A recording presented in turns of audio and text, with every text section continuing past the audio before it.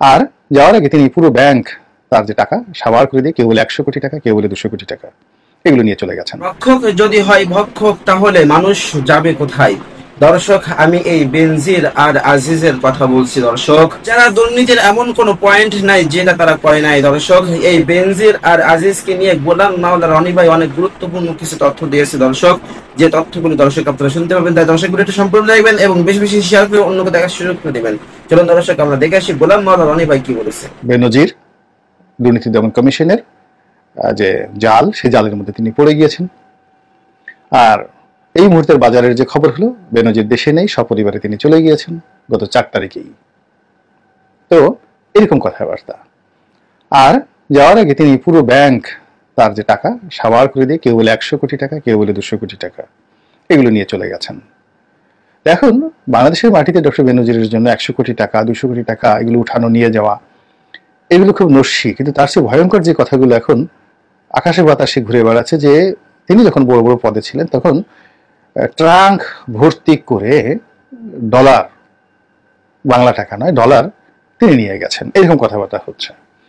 এবং এগুলো বিশ্বের কোনো দেশে তাকে ওইভাবে কোনো ব্যাংক অ্যাকাউন্টে তাকে হয়তো খুঁজে পাওয়া যাবে না। তিনি ব্যাংক অ্যাকাউন্ট না করে ব্যাংকের ভল্ট, আমাদের দেশে যেভাবে ভল্ট আছে ওইভাবে ভল্ট ভাড়া পাওয়া যায়, তো এরকম ভল্ট ভাড়া করে সেখানে নগদ অর্থ জমা রেখেছেন এবং ওখান থেকে যখন দরকার টাকা উঠিয়ে উঠে তিনি খরচ করছেন, তিনি বা তার মতো অন্যান্য যারা রয়েছেন। এইসব কথাবার্তা হচ্ছে।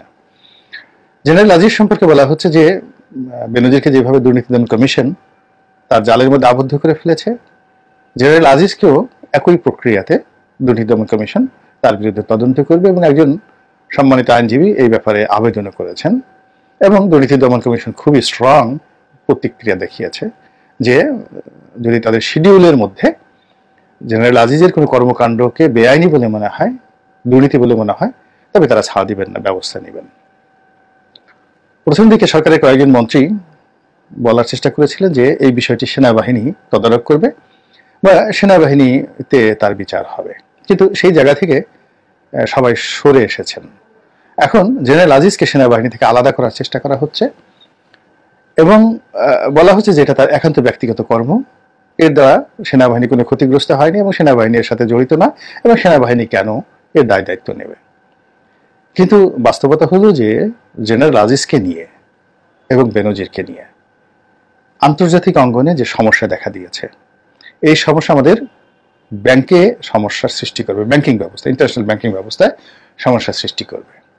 এর কারণ আসলে আমেরিকা এদের দুজনকে প্রকাশ্য সামনে এনে পেছনে অন্তত পক্ষে আরো হাজার খানেক এরকম দুর্নীতিবাজকে টার্গেট করে তারা সরকারের উপর চাপ দিচ্ছে ব্যবস্থা নেওয়ার জন্য, এবং ধীরে সুস্থে আস্তে আস্তে আস্তে আস্তে আস্তে এদের নাম প্রকাশ করছে। যেমন আপনি ধরুন, পুরো মার্কেট জমানোর জন্য একসাথে যদি এই মুহূর্তে 50 জনের বিরুদ্ধে নিষেধাজ্ঞা আসতো, তাহলে পুরো বিষয়টি মানে আমাদের জন্য বার্ডেন হয়ে যেত, আমরা সপ্তাহখানেক নাচানাচি করতাম এবং এই 50 জনই বলতে গেলে দায়মুক্ত হয়ে যেত। সরকার কাকে রেখে কাকে ধরবে?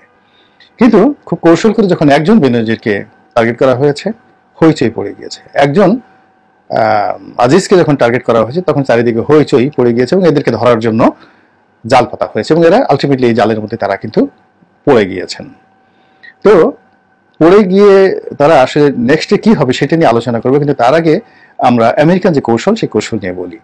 সেই কৌশলটা হলো, আমেরিকা চাচ্ছে যে এই একজনকে জালের মধ্যে আটকে এর পরবর্তীতে তৃতীয় জন, চতুর্থ জন, পঞ্চম জন, এইভাবে একজন একজন করে তারা কালে কালে কালো কালো যে সমস্ত কালো মানুষগুলো রয়েছে তাদেরকে ধরবে। এবং এভাবে যদি 50-60 জন লোককে আগামী 6 মাসের মধ্যে পুরো কট করে ফেলা যায়, তাহলে সরকারের যে ইমেজ, সরকারের যে নৈতিক শক্তি এবং সরকারের যে অভ্যন্তরীণ যে শক্তি, এর সবকিছু সমন্বয়হীনতা শুরু হয়ে যাবে সবকিছুতেই। তো এই কারণে তারা খুব কৌশল করে করছে। এখন প্রশ্ন হলো যে আমেরিকা যে কৌশল করছে বা পশ্চিমারা যে কৌশল করছে, সেই কৌশলে আজিজ এবং বেনজির তারা ধরা পড়বেন কিনা বা তারা এর থেকে মুক্তি পাবেন কিনা। আমার একান্ত ব্যক্তিগত মতামত হলো যে সরকার শত চেষ্টা করলেও এই দুজনকে আর এই বাংলাদেশের মাটিতে কোনো অবস্থাতেই পুনর্বাসিত করতে পারবেন না, তাদেরকে বাংলাদেশে রাখতে পারবে না। তাদেরকে কোনো পদ পদবি দিতে পারবে না, তাদেরকে পুনর্বাসন করতে পারবে না, এবং তাদের জন্য এই সমাজটি একেবারে দুর্বোধ্য হয়ে পড়বে। ফলে দে হ্যাভ টু লিভ, তাদেরকে এই দেশ ছেড়ে চলে যেতে হবে, কোথাও না কোথাও তাদেরকে চলে যেতে হবে। এবং এটা নতুন কিছু নয়, ইতিপূর্বে আমরা শুধু এই সরকারের আমলে নয়, বিভিন্ন সময় দেখেছি। এই 111-এর সময় এত প্রভাবশালী যারা লোকজন, সেই মঈনুদ্দিন ফখরুদ্দিন, তারপরে শেষে সেই ব্রিগেডিয়ার বাড়ি, তারা এখন কোথায়? সব ভিন দেশে গিয়ে মানে খুবই মানবতার জীবনযাপন তারা করছেন। আবার ৭৫-১৫ আগস্টের পরে যে সকল অবসরপ্রাপ্ত সামরিক কর্মকর্তা বঙ্গবন্ধু হত্যাকাণ্ডে অংশ নিয়েছিলেন, তারা কেউ দেশে থাকতে পারেননি। বিভিন্ন সময়টাতে যারা বড় বড় সন্ত্রাসের সাথে জড়িত ছিলেন, তারাও Bharat, Dubai, Singapore, Sweden, Europe, America সমস্ত দেশগুলোতে তারা মানে পালাতে বাধ্য হয়েছেন। তো যাক, কাজেই আজিজ সাহেব এবং বেনজির সাহেব, যেটা শিরোনামে বলেছে যে তারা ফিডার বালক নন এবং তারা বেকুব নন, ফলে তারা যা কিছুই করেছেন এটার সেকেন্ড অপশন, প্রথম অপশন হলো যে বাংলাদেশের ক্ষমতায় একেবারে জীবনের শেষ দিন পর্যন্ত আঠার মতো লেগে থাকা এবং উত্তর উত্তর ক্ষমতায় প্রতিষ্ঠিত হওয়া, বড় বড় পদ পদবি পাওয়া। যেমন জেনারেল আজিজ যদি মন্ত্রী হয়ে যেতেন, বেনজির যদি মন্ত্রী হয়ে যেতেন, এটাই স্বাভাবিক ছিল। এই অপশনকে তারা 1 নম্বর রেখেছেন, রেখে তারা সকল কৌশল অবলম্বন করেছেন। দেশে তাদের লোক আছে, জন আছে, পদ আছে, পদবি আছে, এবং তাদের যারা আপনজন তাদেরকে বিভিন্ন গুরুত্বপূর্ণ পদে বসে তারা কিন্তু এই বাংলাদেশে রাজনৈতিকভাবে, অর্থনৈতিকভাবে কিছু করার চেষ্টা করেছিল। বেনজিরের হোটেল ব্যবসা ছিল, রিসোর্ট ছিল, তারপর আরও বড় কিছু করার তার প্ল্যান ছিল। সে টেলিভিশন চালাবে, পত্রিকা চালাবে, এরকম মহা পরিকল্পনা। জেনারেল আজিজ কি করেছেন আমি সেটা এখনো বলতে পারবো না, বিকজ তাকে নিয়ে এখনো ওইরকম কেউ মাতামাতি করতে সাহস পাচ্ছে না। কার্যত সেনাবাহিনী এখনো তাকে ওন করছে, যেটি পুলিশ বাহিনী বেনজির ক্ষেত্রে ঘটেনি। তো ফলে কি হচ্ছে, বেনজিরকে সেকেন্ড অপশন, সেই সেকেন্ড অপশনে তাকে যেতে হয়েছে, অর্থাৎ দেশ ছেড়ে পালাতে হয়েছে।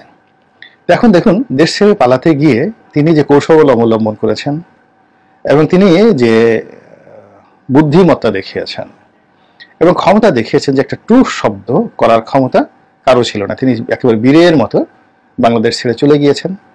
এবং অবাক করা বিষয় হলো যে তিনি যাওয়ার সময় একেবারে তার যারা মানে তাকে নিয়োগ দিয়েছিল, সেই নিয়োগকর্তাদের মুখে এমন সিল মেরে দিয়ে গেছেন, এমন কুলুপ এঁটে গিয়েছেন, এখন কেউ আর তার ব্যাপারে ইতিবাচক কথাও বলতে পারছেন না, নেতিবাচক কথা বলতে পারছেন না। যেভাবে ধরে নিয়ে আসবো তারেক জিয়াকে, ধরে নিয়ে আসবো অমুককে, এর বিচার হবে, ওর বিচার হবে, ওকে ছাড়াছাড়ি নাই।